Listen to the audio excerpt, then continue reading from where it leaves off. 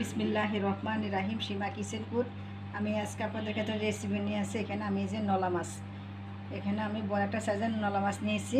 নিয়ে এখানে মূলা আর যে আলু দিয়ে আমি আজকে ঝোল পাক করব। আপনারা আমার ফুল ভিডিওটা দেখুন যে আমি কিভাবে রান্না করছি।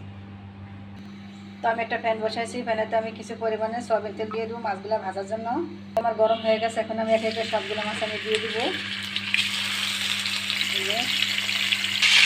আমার মাছগুলো হয়ে গেছে, এখানে আমি সবগুলো মাছ দিয়ে দেবো।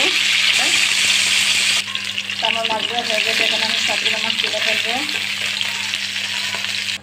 ওই তেলে আমি বড় দুটা পেঁয়াজ কুচা দিয়ে দেবো।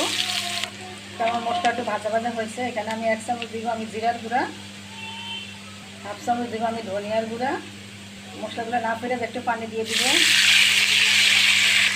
1 চামচ দিব আমি হলুদের গুঁড়া, 1 চামচ একটু দিব আমি মরিচের গুঁড়া, দিব পরিমাণ মতন লবণ।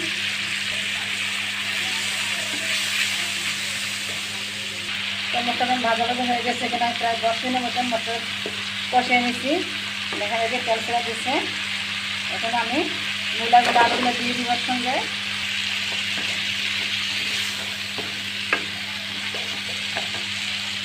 তো আমি তরকারি আমি ঢাকা দিয়ে দিব। তো আমার তরকারি এখানে আমি প্রায় 15 মিনিটের মতন কষাইছি। দেখুন একদম তেল ছেড়ে দিচ্ছে।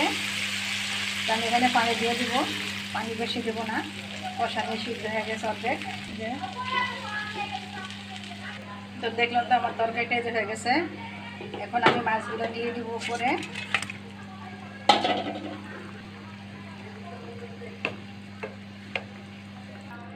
তো দেখলাম তো আমার তরকারিটা হয়ে গেছে। দেখেন মূলা দিয়ে মাঝে কত সুন্দরটা কালার। আপনারা আমার মতন এইভাবে রান্না করে খেয়ে আমাকে কমেন্ট করুন প্লিজ। আমার ভিডিও যদি ভালো লেগে থাকে আমার চ্যানেলটাকে লাইক কমেন্ট করুন, নতুন হয়ে থাকলে সাবস্ক্রাইব করুন। আল্লাহ হাফেজ।